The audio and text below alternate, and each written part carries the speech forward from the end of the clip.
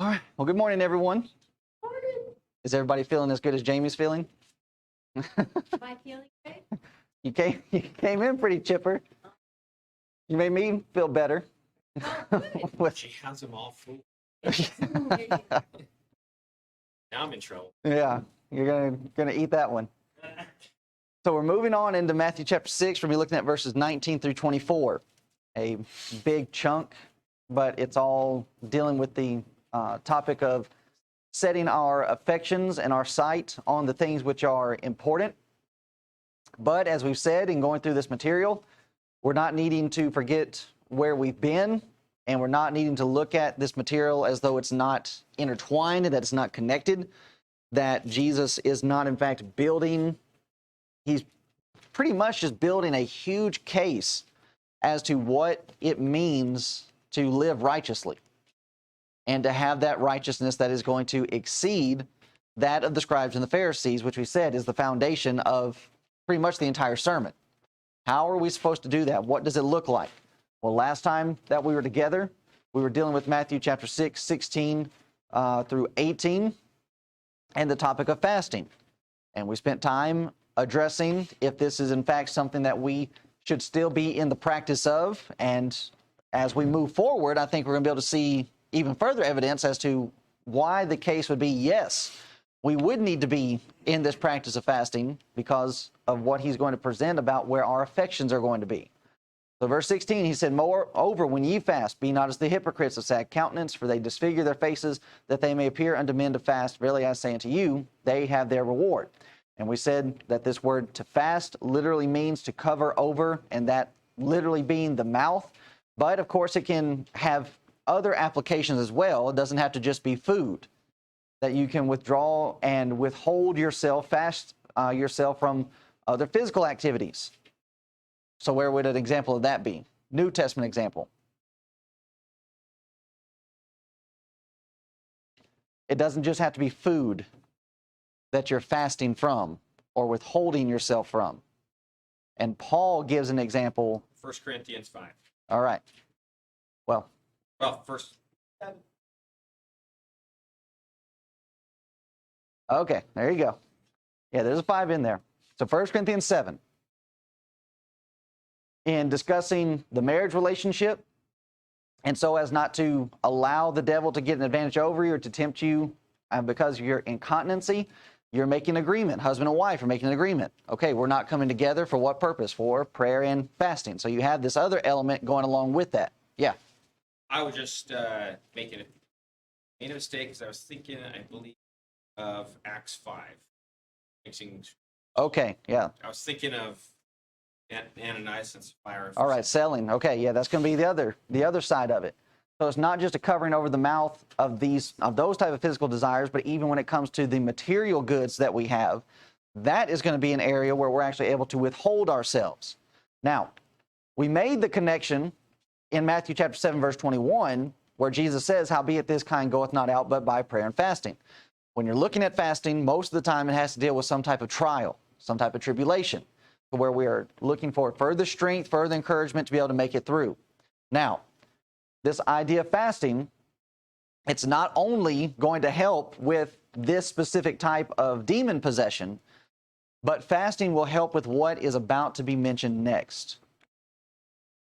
"Lay not up for yourselves treasures upon earth, where moth and rust doth corrupt, and where thieves break through and steal. But lay up for yourselves treasures in heaven, where neither moth nor rust doth corrupt, and where thieves do not break through nor steal. For where your treasure is, there will your heart be also. The light of the body is the eye. If therefore thine eye be single, thy whole body shall be full of light. But if thine eye be evil, thy whole body shall be full of darkness. If therefore the light that is in thee be darkness, how great is that darkness? No man can serve two masters, for either he will hate the one and love the other, or else he will hold to the one and despise the other. Ye cannot serve God and mammon.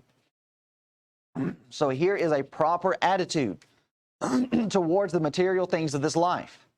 Well, what's going to help us with that?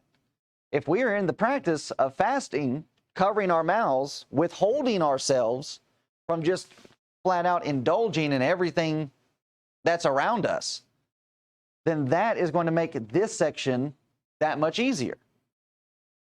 To where I am already looking at these material things as simply being not just for my consumption, but to be put towards the use of the kingdom as a whole. And that's where the conclusion of this section is going to come into play with verse 33. So even right here, he's building up to, well, how are we supposed to seek first the kingdom? You've already got to be in this practice of, I'm withholding myself.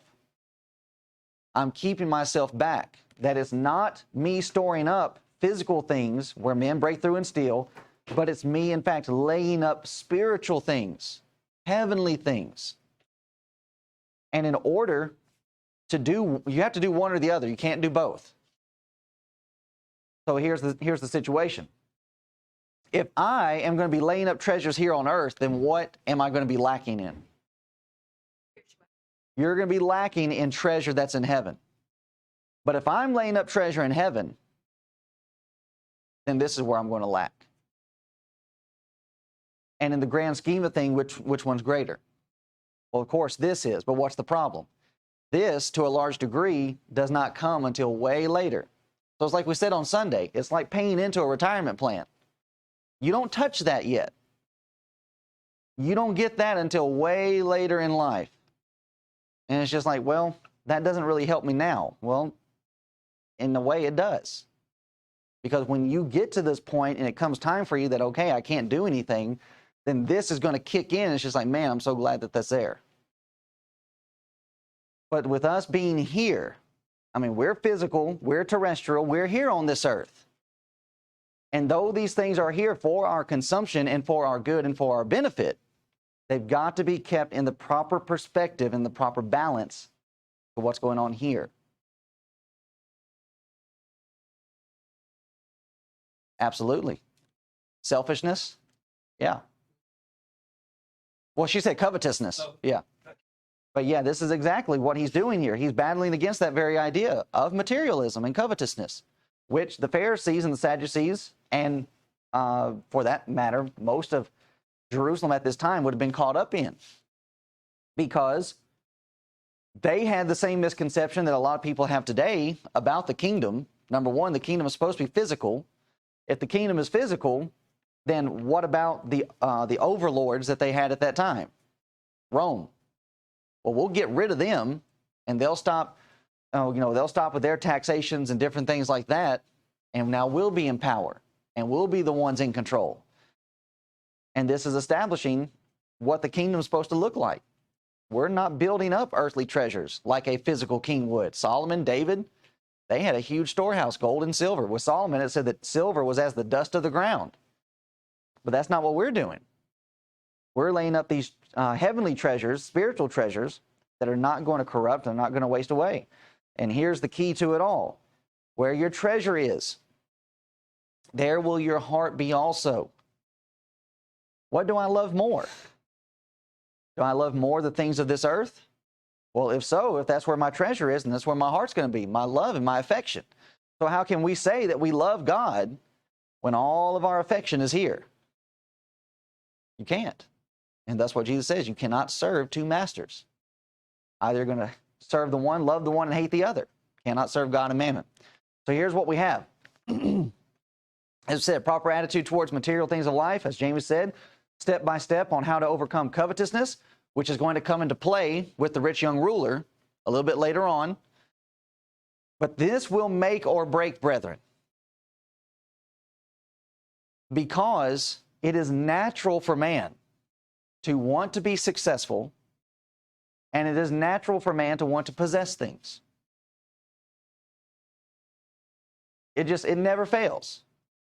We are constantly in the process of getting, to the point where one of the, I don't know if it still is, one of the fastest growing businesses, I know it was a couple of years ago, but you had all of these storage places popping up, and they're popping up nationwide. And why? Because people are continuously getting so much stuff that they can't keep it in their houses. So what do you have to do? You have to go and buy a pod to store your stuff. Laying up the wrong type of treasure. And what people don't realize is the more things that you have, the more stress you end up having. And thus, Also, go ahead. I'll Go ahead. pop in. Spend all of this time. It will never. I personally think it happened. Putting together your or flash of light. Okay. You lose it in a Right. moment's notice. Mhm. And it lies right then and there. Wow. All of that. And good was, but Bible's. Right, yeah. And that really is it, to where even if, like, let's say, even if that doesn't happen, let's say you reach old age and you die, what does the Bible say the possibility of happening to your possessions and your wealth? Get to take it with us. Well,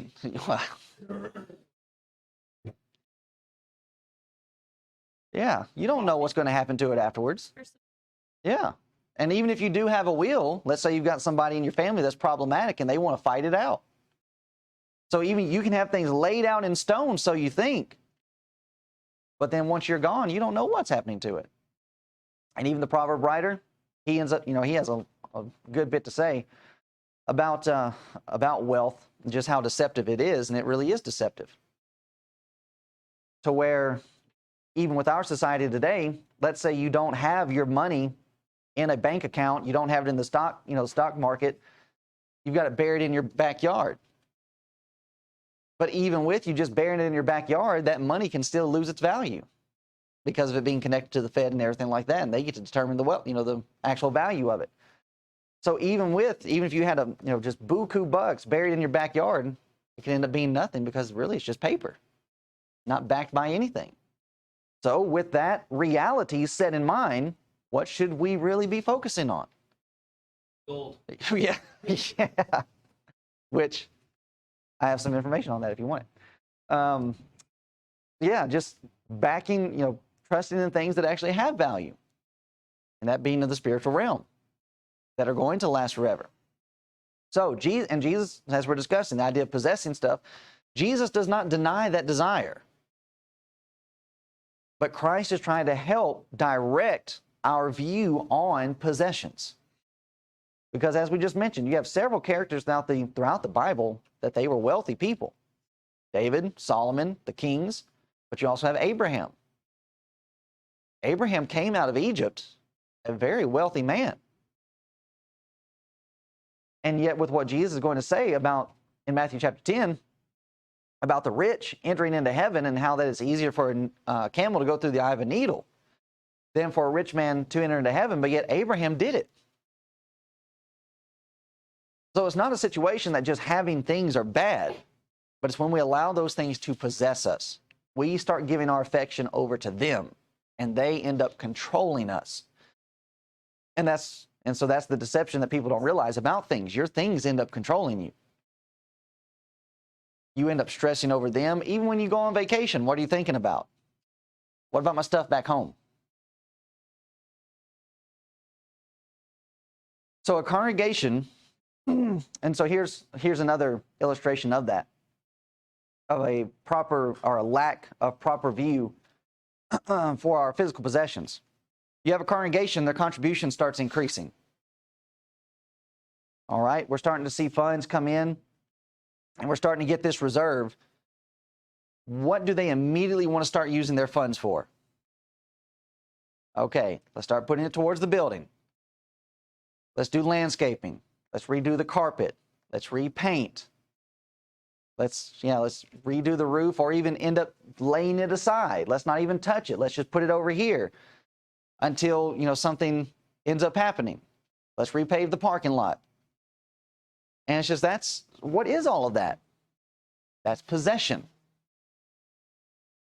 When in reality, with what you have Jesus and his apostles doing, and even with the first century brethren, the things that they were doing, they're not meeting in buildings, which I'm not saying anything about that. You've got to have a place to meet. I understand. And you've got to take care of it. But to have your immediate response be, well, we've got to start doing upkeep here. Or we've got to, put it over here in the savings account just in case, a large chunk goes in there, just in case we need a new roof, or we got to replace the AC or this or that or whatever. That is a huge problem with what we're thinking that we're supposed to be doing with our things. And so that's one of the things that you all are to be commended for, and even our brother in California who's helping us with our advertising. He's wanting me to make sure that you know just how much he appreciates you as being a fellow brother in Christ, that when it comes to our collections and our contributions, our first thought goes into, well, what can we do to advertise? What can we do to let people know that we're here and that we're wanting to sit down with them and wanting to study with them? Because he does advertising for other brethren, and he's saying he does it for big congregations. But even with us being a little group, and he's saying, you're outdoing most of what bigger congregations do when it comes to their evangelism with advertising. And that's exactly it. That's what we ought to be doing with our things, is how can we put them forward into a furthering of the spiritual elements of life. So here's what we have being presented. Notice the contrast that's being made. Verse 19, Jesus says, lay not up. But then you see in verse 20, he says, but lay up. Here's a not, but here's what you're supposed to do.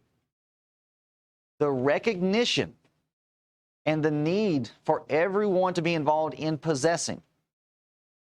But how do we do this? What are we seeking to possess? You don't lay up for yourselves treasures here on earth, but you lay up for yourselves treasures in heaven. And the Beatitudes are going to be the guiding element, so as to help us keep in line this proper balance. The Beatitudes guide us so as to seek the right things. In Matthew chapter 5, verse 6, blessed are they which, what is it? What's 5:6? All right. So it's 5:6 is, blessed are they that hunger and thirst after righteousness. How are you supposed to hunger after that thing if you're not withholding yourself over here? If you are getting your fill over here on the treasures on earth, then what about when it comes time to feed on the things of righteousness? I'm already full. So we're fasting, withholding ourselves. There's that mentality. So that when we get over here, now we're ready to consume. And we're ready to gorge ourselves. As Jesus has been illustrating, they have their reward. Those that are in hypocrisy, those that are concerned with the things of this earth, you're going to have your reward. And guess what? It's not going to last forever. Right here, he is showing the fleeting nature of it all. Moth and rust doth corrupt, where thieves break through and steal. This type of reward doesn't last. But if you lay up for yourselves treasures in heaven, thy Father which seeth in secret himself shall reward thee openly. There's the reward which is eternal and does not fade away. A reward that does not come from man, but in fact comes from God, And who can outgive God? I don't know of anybody that can. That in fact, one of the major misused passages of the Old Testament when it comes to tithes and offerings, about who shall rob God. But the illustration that's being described there still fits for us as well. That if you in fact do give benevolently, and that you give over into the storehouses, the prophet says that the windows of heaven shall be opened up unto you. There's the illustration. There's the mentality. Where are we getting our fill?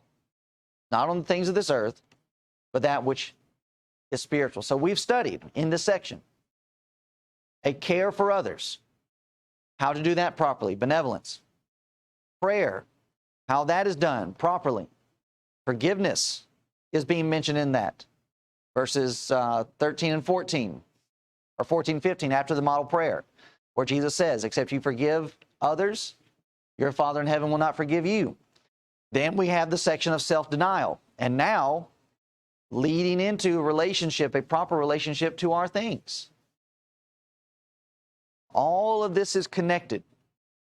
If I do not have a proper relationship to the material things of this earth, then what about self-denial? Won't be there. So if there won't be self-denial, what about forgiveness? I won't forgive anybody because I'm not recognizing my self-denial.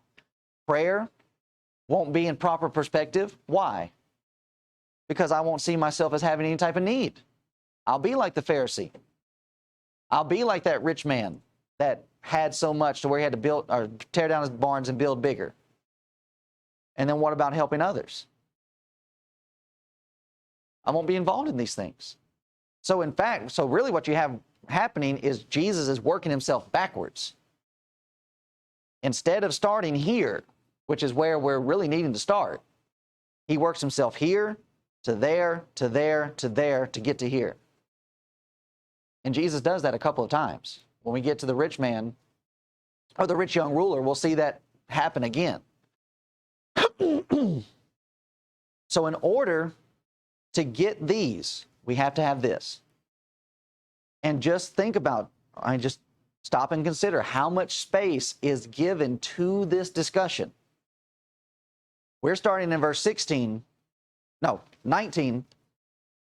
but this discussion goes all the way down to verse 34. Now you just think about how much time he gave to prayer. That was a pretty big section, but still it's not as big as this section. Benevolence, it's not as big as this. Fasting, not as big as this. Go back to chapter 5. Marriage, divorce, remarriage, loving your brother, keeping your oaths. All of that's pretty quick. But this is a big chunk of his sermon. Because that is how dangerous materialism is. That's how dangerous covetousness is. Which Paul would write to the Colossian brethren that covetousness is idolatry. So to take up so much space, we need to recognize that we need to pay attention. How did Jesus start? Chapter 6. There was a word or a phrase that was in there. All right, beware, take heed. Here's a warning. And that warning is still following us through this section. Be careful when it comes to your physical things. Because if you have these first ones in the right position, then what about when it comes to your things? Well, they're going to fall in line. But as I said, it really starts here. If you have a proper view of your things, then all of this is actually going to fall in line after it. So this will help us also when it comes to our material things and our giving. So going back to Adrian's point about Acts chapter 5, why was it that Ananias and Sapphira fell into the trap that they did? Because they did not have a proper view, relationship, when it came to their things. To where when we take into consideration what Paul ends up writing in 2 Corinthians chapter 8, 2 Corinthians chapter 8, verse 1 through 6, we're going to look at here. In getting the brethren in Corinth ready to continue in their giving, he uses another congregation as an example as to what is the motivation. How does this properly work? Moreover, brethren, when you do, to wit of the grace of God bestoweth on the church of Macedonia, how that in a great trial of affliction, the abundance of their joy and their deep poverty abounded unto the riches of their liberality. Here are brethren that are truly converted by the Beatitudes. That even though they are in a time of great trial and affliction, and they are in deep poverty, to where you would think the mentality would be, well, we need brethren helping us. What's their mentality? We're going to help the brethren. That even with the situation that we're in, we're still doing fine. To where we're going to help, we're going to be liberal towards these poor saints in Jerusalem. To where you have them in verse 3, in fact, begging to Paul to let them be a part of this work. So we can read this and we can say, well, we need to learn how to give. But this shows just how deep it really goes. To allow the gospel to condition our lives and mold our values so that this is what we end up living for. This is what our focus is. This is what our aim is. And when we live for this kind of stuff, we will not have to twist people's arms so as to give liberally. If we really get down what the Bible is teaching us about giving, and starting here with the Sermon on the Mount, then, you know what? Missionaries, they wouldn't have to go out to raise funds. If brethren really had this down, they would be looking for missionaries to help, not having a missionary come find them.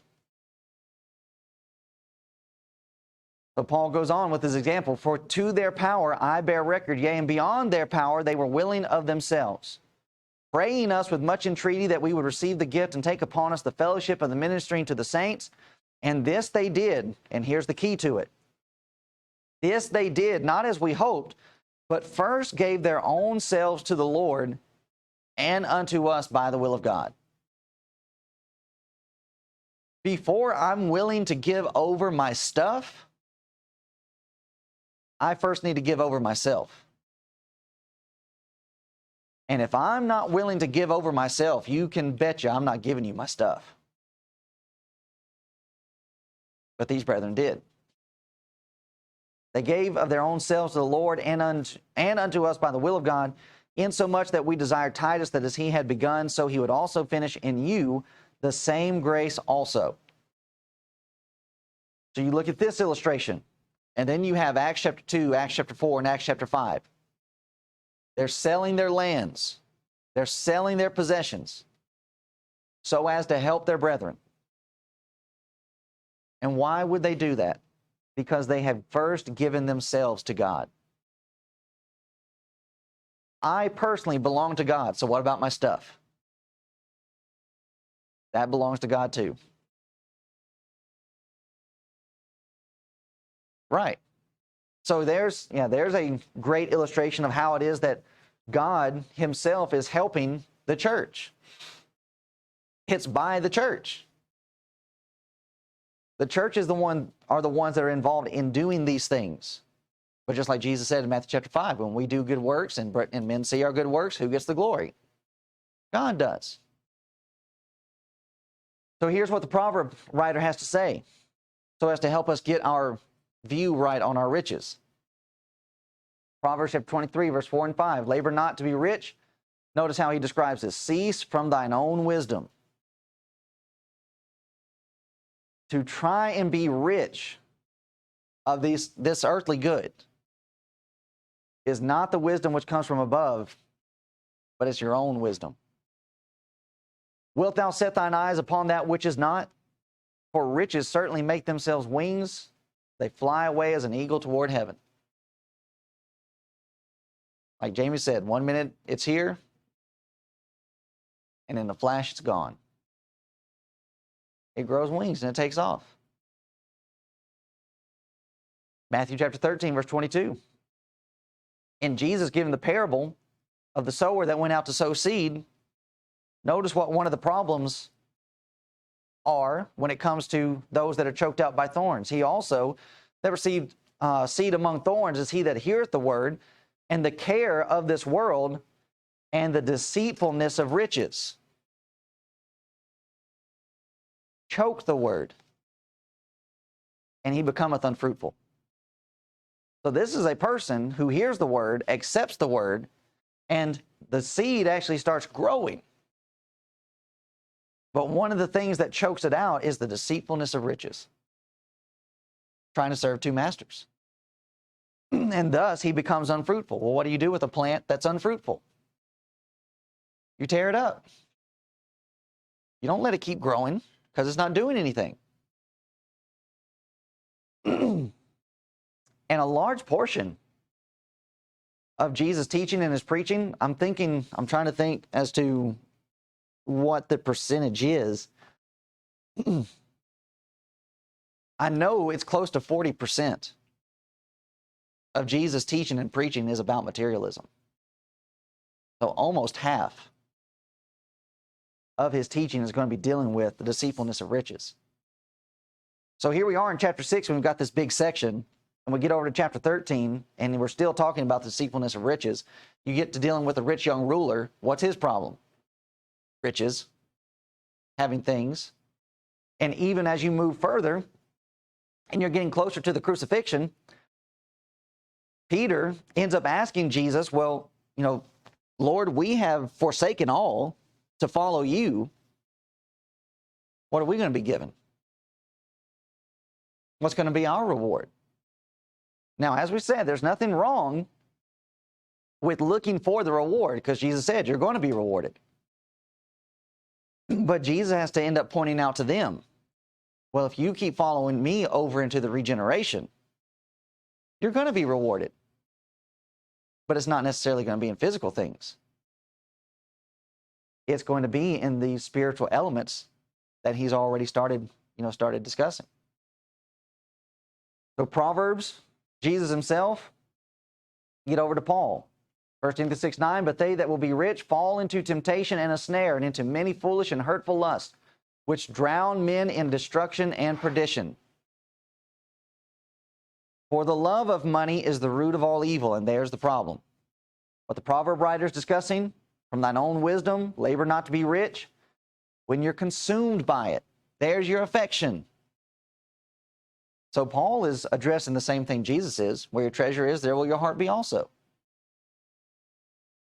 The love of money is the root of all evil, which while some coveted after, they have erred from the faith and pierced themselves through with many sorrows.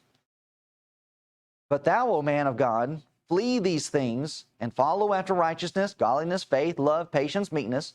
You drop down to verse 17, charge them that are rich in this world. So there's our discussion. Are you laying up treasures on earth? Treasures in heaven. Charge them that are rich in this world, that they be not high-minded. There's the deceitfulness of it. It gives me position. It gives me power. Nor trust in uncertain riches, but in the living God, who giveth us richly all things to enjoy. Where's your affection? Where's your heart? In this inanimate object that you think is what is giving you the stuff that you have? Or are your affections with God, trusting in the living God who gives us richly all things to enjoy? Everything we have is because of him. And even if we were to give it all away, guess what? He'd give it back. It would come back to us in the end. That as we continue to deny ourselves and that we continue to give over to others, that lays up for us dividends in heaven. So we have lay not up, but lay up. Just think, if our brethren were as interested in possessing heavenly things as they were in possessing earthly things, what are people willing to do so as to lay up treasure on earth? Man, they work themselves to the bone to make $1. But what about here? All of this is describing labor. In order to do this, man, you got to work. What about this? Wouldn't you have to work just as hard? Put in as much time?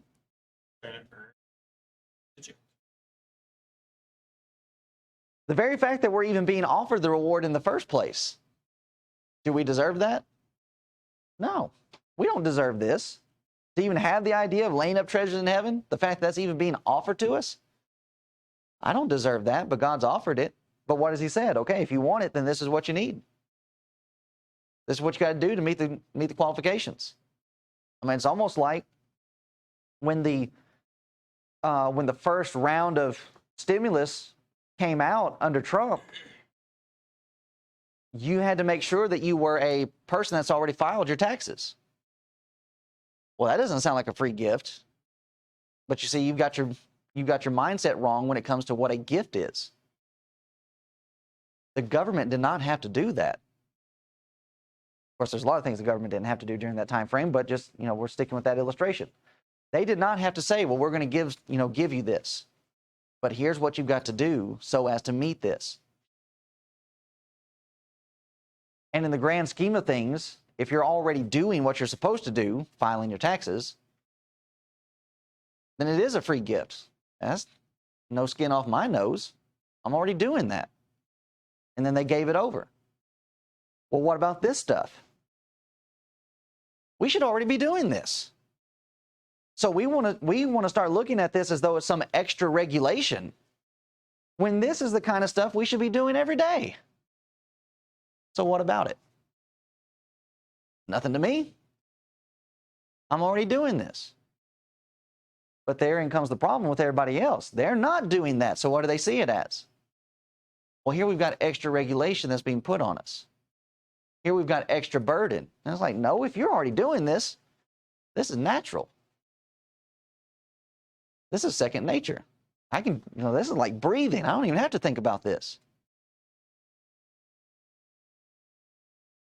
But as we're saying, this is not just denominational world problem. This is us first, where we're addressing this.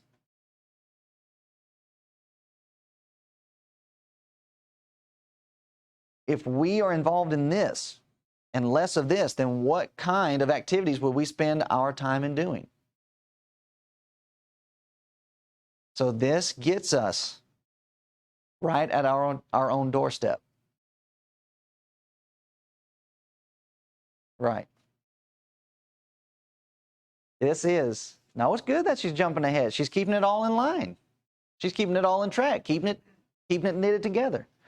This is where the chickens come home to roost. You don't know that Americanism?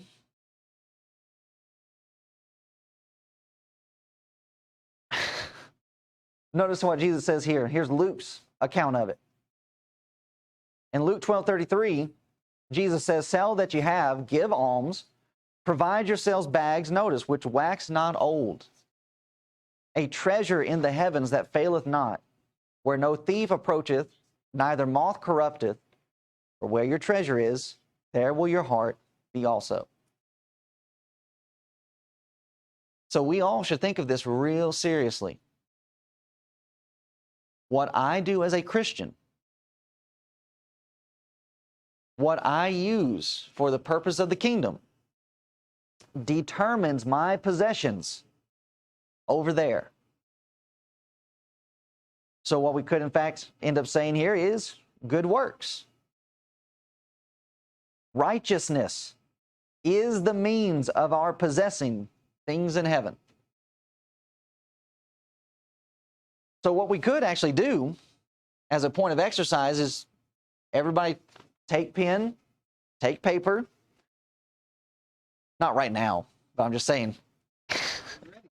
Well, I mean, if you want to, you can. But take pen, take paper, and write down all the things that we are doing individually, not collectively, but what am I doing individually that can be a direct contribution to the church? And then we get to the bottom of that and you add it all up. And then on the other side of the page, we do the same thing, but we start writing things down that are directly connected to the things of this world. And then get to the bottom and add it all up. First one is 0. Are we? Might be. Where's the majority of our activity going? Where are we spending our time? And even then, it doesn't necessarily have to turn into a situation, well, that's where my heart is. But that's just how easy it is to get distracted.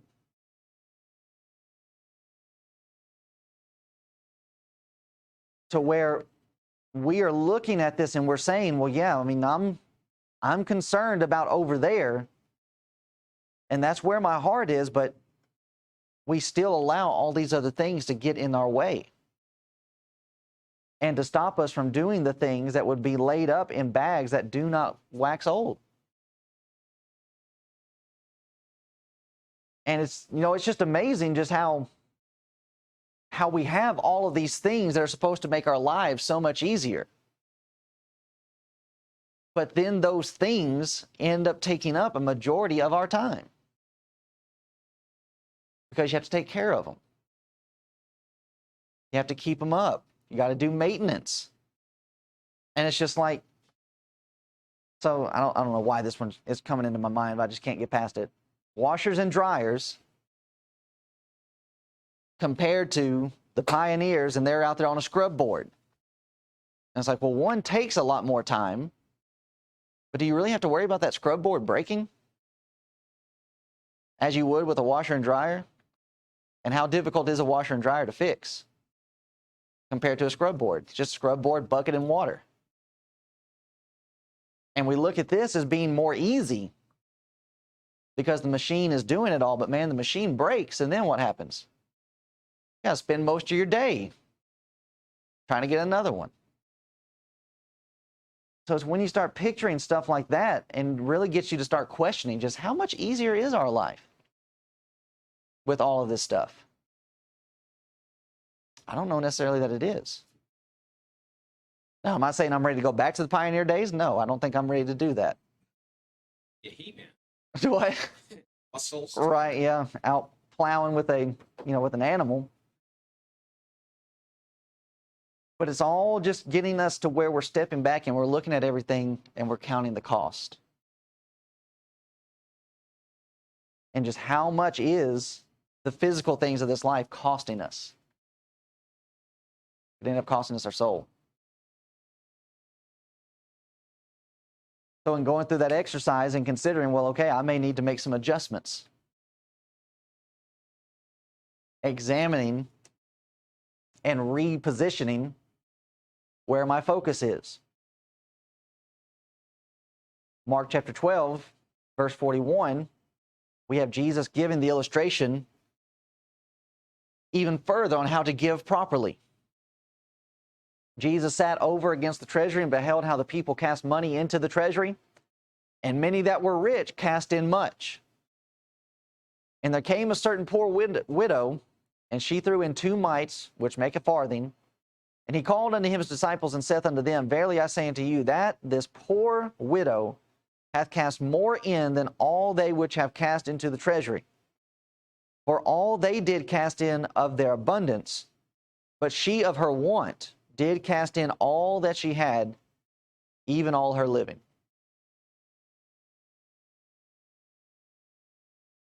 that this is bringing into view the proper perspective of how God sees it.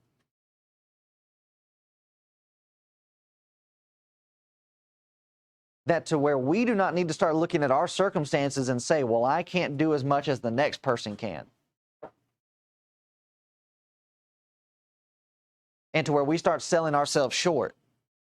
When in God's sight, this individual who has least, the Macedonians, in their poverty, and yet God says they're doing more.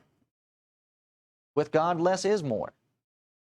So just back together with Jesse directly. Mhm. Having out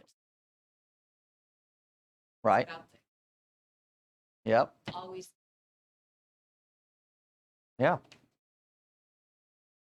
And even to where we are, so let's take it, outside of the realm of just the giving, but in branching this out into overall Christianity and what we're supposed to be doing and the type of effect that we're supposed to have. We just heard from some of our brethren in Idaho as to what their mentality is about themselves. Well, how is this small little group supposed to do anything against big movements? And yet, what are they not even realizing? They're not even realizing that we are smaller than they are.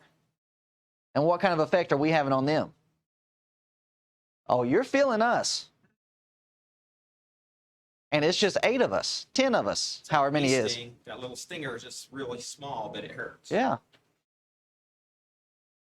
So as we're seeing with God, little things produce big punches. Where, like Jamie is saying, it's not about the number, it's not the motivation, it's about the purpose, the mindset, the heart that's behind it. And to where we're not needing to despise little things because of how God actually views it. So remember what Jesus has already said. Pluck out your eye, cut off your hand. This is still in that same vein. Hypocrites, the word's been used over and over again. He's going to continue to use it. Those that are play acting with religious things. Set aside playing and get serious. This is serious stuff. This is matters of spiritual life and death that we're dealing with here. And it's what we're discussing here in chapter 6 that is going to start the discussion of chapter 7. When we get to chapter 7, we're going to have the discussion of the straight and narrow way. He's already talking about that here. Chapter 5, chapter 6. Now, what's the definition, the significance of that word straight? All right. Unwavering. But notice it's S-T-R-A-I-T and not S-T-R-A-I-G-H-T.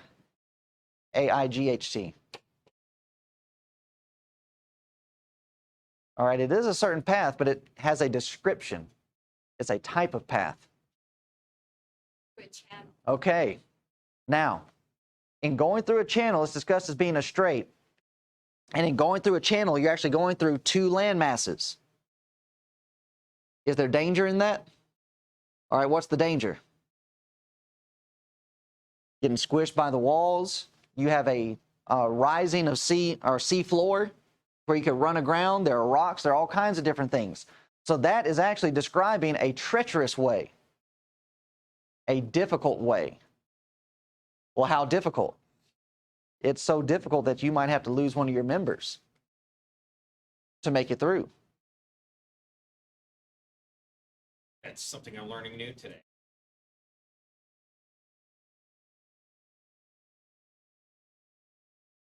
And it has, like it's all about here, about having proper perspective. So with that example, like the Strait of Magellan, that's what we're discussing here. If you're not watching, you're not paying attention, going through that, you're in trouble.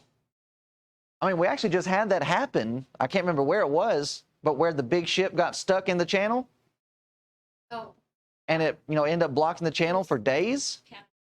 What is it? It was Panama. Was it Panama? Okay. Why is that? Somebody wasn't doing the job. Somebody wasn't watching. All right? What is it that Jesus is going to get into next? He uses an illustration. It's about a part of the body. In 6.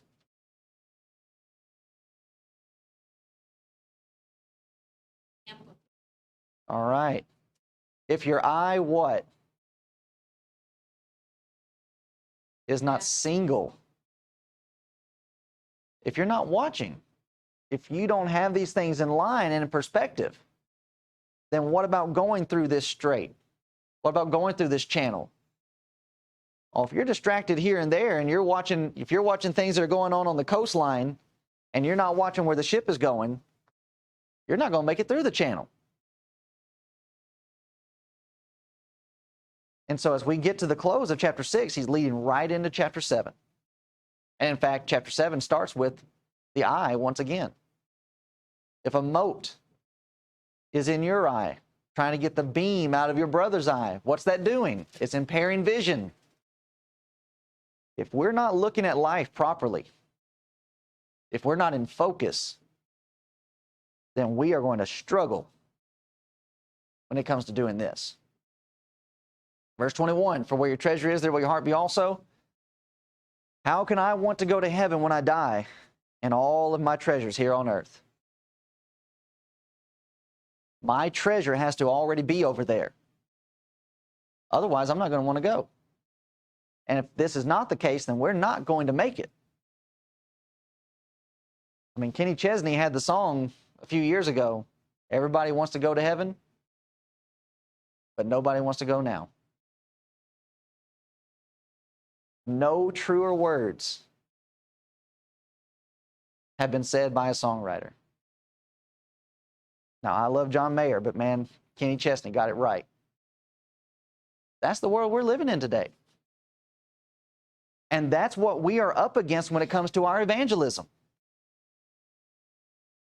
It's almost like people being plugged into the matrix. And we're having to come along and we're offering them the pill. You take this pill and you'll wake up and you'll see life for what it is. Or you can take this other pill and you can ignore it. Now, the illustration that Jesus gives with the sower and the seed, that you have the fowls of the air, or is referenced as the devil, coming and taking the seed from individual's heart. Those that are rocky ground to where there's no room for it to take root, the thorny ground, which is choked out by the cares of this world. So there you have all of the tools that the devil is going to use so as to have you try to ignore what reality actually is. It goes back to the comforts of this world. Man, you see what it's like being unplugged compared to what it's like to be plugged up. And it's a drastic change, and it's difficult, and it's hard. Yeah, it's straight, it's narrow. But in the end, it's worth it because what we're looking at now is not real. It's not eternal. It's not going to last forever. And so even there, you take into consideration what the brain tries to do so as to keep you in your state of comfort, and that it tries to block out all the difficulties of life. We've already used this illustration before in our Corinthians class, but when the children of Israel were taken out of Egypt, crossed the Red Sea, and they get over into the wilderness and they start seeing how difficult the wilderness is, what do they start crying for? All right, they wanted to go back to Egypt, and what did their brain start thinking about? Did it start thinking about all the trouble, all the difficulty, all the hard work? No. We had food. And that's what our brain does. We start looking at all of this and we start thinking, well, look at everything that you've got. Yeah, but also think about all the trouble, all the hard work, all the pain that goes along with it. And when you start looking at it from that aspect, why would we want to stay here? All we're doing is we're getting old, our bodies hurt, we're worn out, and it's just like, yeah, I want to stay here a little bit longer. Let me try to lengthen my life out. You are crazy. But that's what it does. That's what things do. But this is to help us to where we'll get to the point where, like Paul, where he says, I'm in a strait. He wrote to the Philippian brethren. I'm at a fork in the road to where I'm ready to go.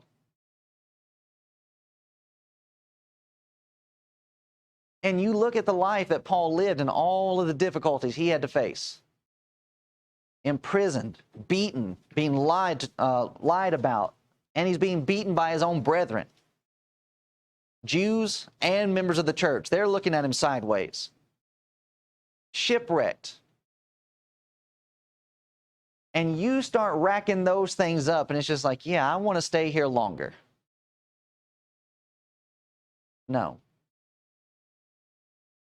That's where it starts, the balance starts shifting. And we start realizing, man, it is going to be so much better over there. And Jesus explains it deeper. The light of the body is the eye. Therefore, thine eye be single, thy whole body shall be full of light. But if thine eye be evil, thy whole body shall be full of darkness. If therefore the light that is in thee be darkness, how great is that darkness? Jesus is now illustrating, in order for us to get control of our things, there must be proper focus of life. What do you set your eyes on? Where do you set your aim? What's the target? What do you allow to enter in? What are we focused on? So it's almost like dealing with a camera that does not have an automatic focus. And to where you actually have to adjust that thing to where you are focused in on the subject. And if that camera's not focused in on the subject, then what's everything else going to look like? You guys that play with cameras, Blurry. it's going to be fuzzy and blurry, and that you're going to be adjusting and you're going to be getting the fixture just right so you can get it on that subject that you want. Same thing with life.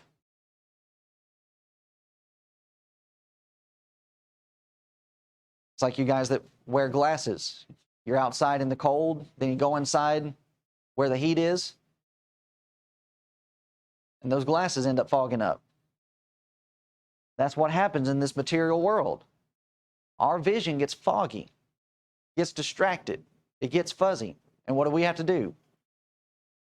Well, you're not going to be able to see out of your glasses till you clean them. And we have to go through and we have to start making decisions to where we're, okay, I'm cleaning this up so that I can see better. And we must see clearly the values of life. What life is all about. To where even here, if therefore the light that is in thee be darkness.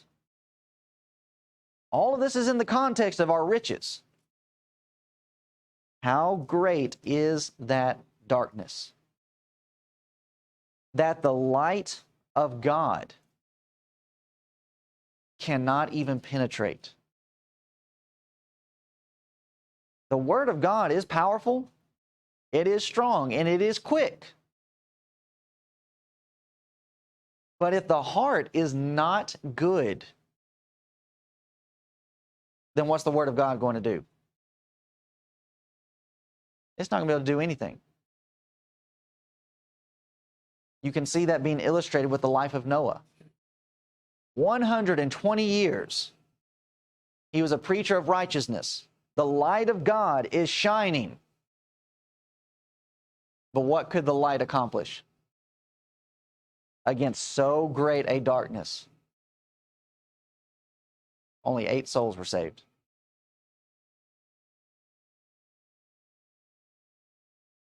Darkness.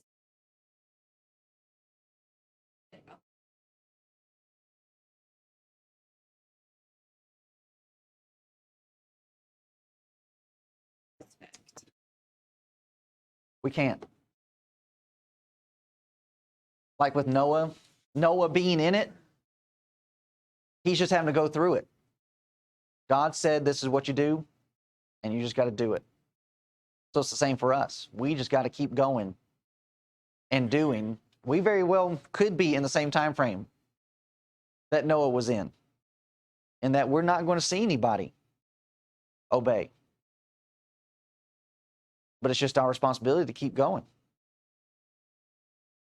And some individuals might see it as being a waste of time, but what are we realizing here? That even if nobody obeys the gospel, we're coming out of it going to benefit. That being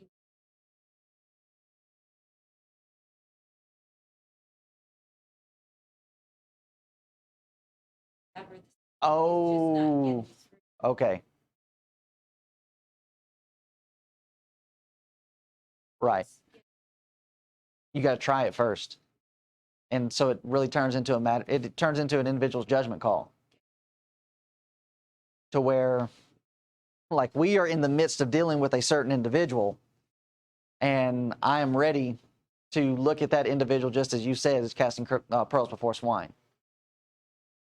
Because we've gone round and round with this individual, and we can tell that he's not listening to what our positions are. And it's just, okay, we're going to move on to somebody else. Now, if we end up having to circle back to that person, okay, fine. But as to the right time right now, not moving forward with you until we can, settle some terms. So yeah, it ends up being an individual judgment call, in which Matthew chapter 10 is also going to help us with that, where Jesus sends his apostles out, and in sending them out, he says, you go to a certain city, and what do? Just off your feet if they're. Well, hold on. That's too far. All right, you go into the city first and see what happens. So even with the apostles, they had to go through trial and error before coming out and saying, okay, we're wiping the dust off our feet. I thought that's where you were going, because sometimes you ask these questions, we're not really understanding what you're asking. So I was thinking that, yeah, that's where you were going, because. Well, that is where I was going, but there was somewhere we needed to go before that. So you weren't 100% wrong. You just weren't giving me the answer I was looking for.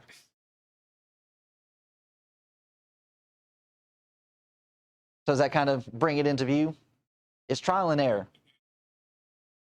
To where we've just got to go through and just plow the ground. Plant the seed and see what's going to grow. And if it doesn't. True, because you have to start it to see first. Yeah. Sometimes somebody might be stubborn, but they, like Michael Shank is a good example, right? How stubborn. And I haven't read that book. I would like to read that. See how he came out of it. What was it that he said that realized? Act this.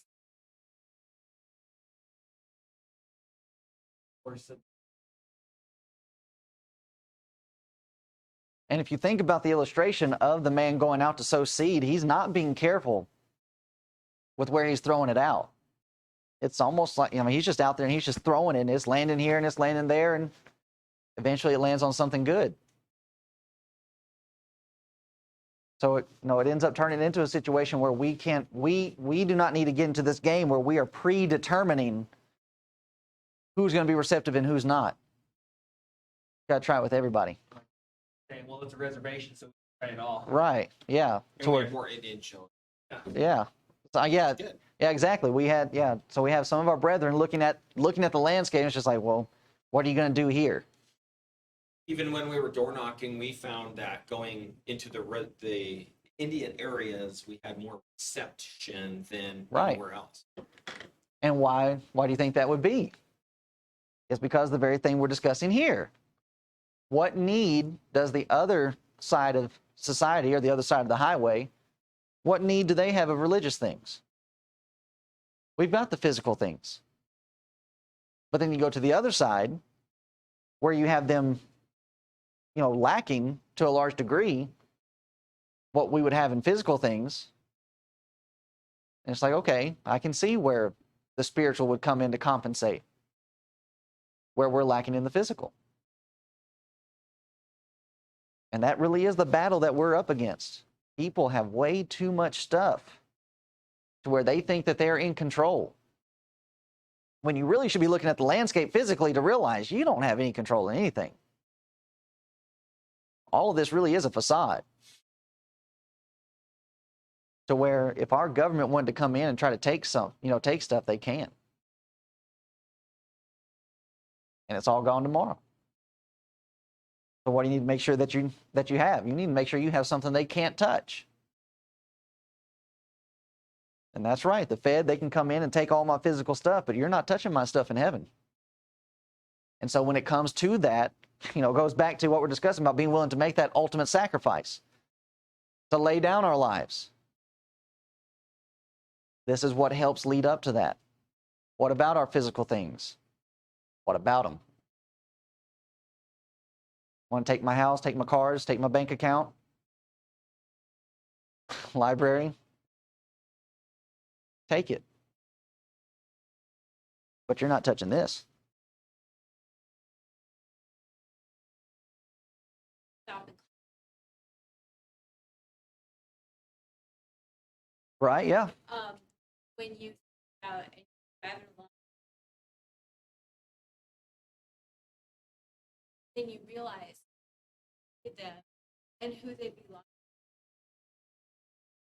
Right? are hidden. And when you feel the weight of those, you have nothing. Yeah. Yeah.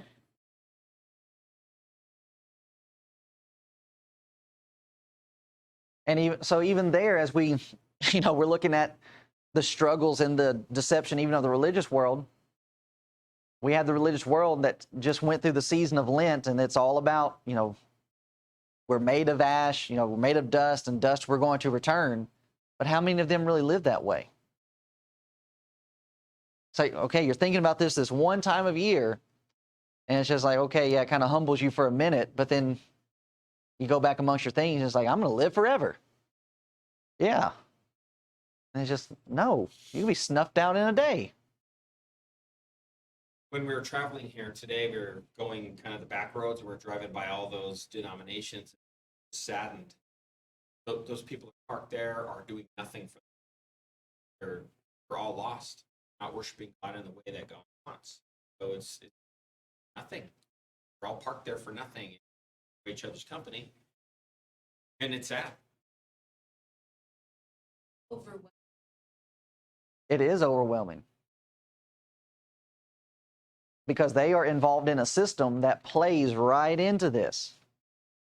You want to have, if you can have it both ways, have your cake, eat it too. And it's just like, no, something's got to give. So bringing this section to a close so that we can make sure that we get into our sermon material. No man can serve two masters, either he will hate the one, love the other, or else he will hold to the one, despise the other. Cannot serve God and mammon, God and your money. Excuse me. So out of this is produced loyalty. You withhold yourself. You're willing to depart with your goods. Where's the only other place you can turn? And especially during their time frame where they are having their things taken from them. Where's the only place you can turn? Can't turn to the government because they're the ones doing it. Cannot turn to the religious leaders because they're involved in it too. The only place you're going to be able to turn to is God and His people. That dependence that was in the model prayer, give us this day our daily bread, is what's following us right through here. Cannot serve both earthly and spiritual Isn't that what James said in James 4:4? What is friendship with the world? Enmity with God. You cannot have both.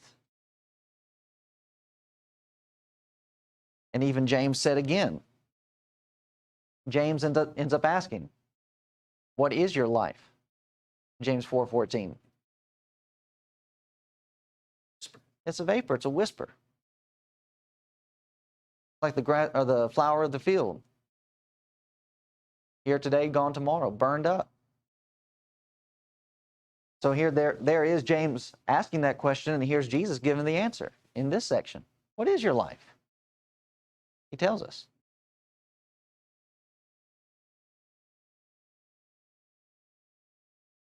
And our sermon will show the results of getting our vision in line, having our vision cleared, having our eye focused on the goal. When our values are correct, then our vision spiritually will be correct. And that produces something for us. So as we're saying, as we're going through and we're looking at these commands, these works that Jesus is giving us to do, they're all physical. And that if we will do these things physically, he shows us the production of what is spiritual through the physical thing that he asks us to do. And that's another thing that the denominational world is missing around us, to where they think, well, anything that I'm doing has no benefit. If it's a work that I have to do, then that's nothing to God. And that ultimately is nothing for us. Well, if that's the case, then we can just ignore everything Jesus is saying. Why go through and listen to this? And Jesus is saying, do this, do that, do this, do that. And not only do this, but make sure you're doing it properly. Here's what you need to do, and here's the rules to do it. If the denominational world is true, then we can just block all of this out of our Bibles. Because it's just all about trust. It's all about what he's done, and that we have no part in it. But for them to have that mentality, they're in fact robbing themselves of what's coming next. So, questions, thoughts, extra comments?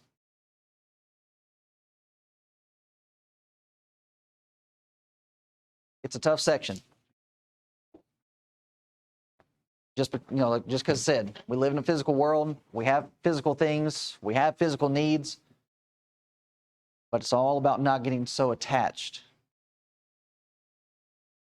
to where we wouldn't be ready to give them up if we needed to. And so if you think about it, what we're studying here, when we get to sections like Matthew 24, and we start looking at the destruction of Jerusalem, one of the major hindrances for the Jews when it came to the destruction of Jerusalem was that they just didn't want to leave. All of our stuff is here. This is where we belong. And they died because of it. Opportunity. As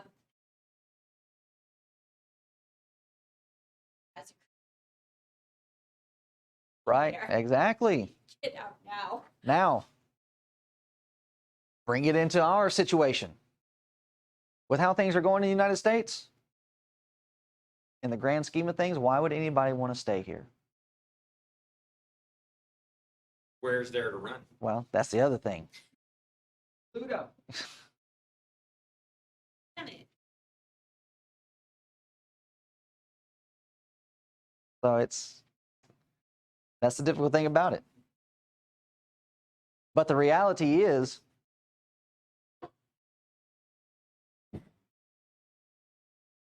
we can present the gospel anywhere. It doesn't just have to be here in the United States. And that's where we would have to come down in making some individual decisions if certain countries did decide to try to rise up and try to invade.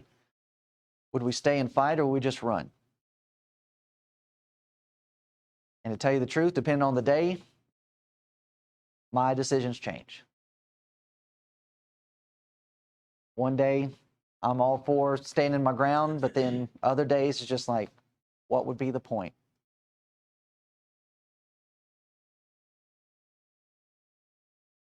So she's striking a balance between those.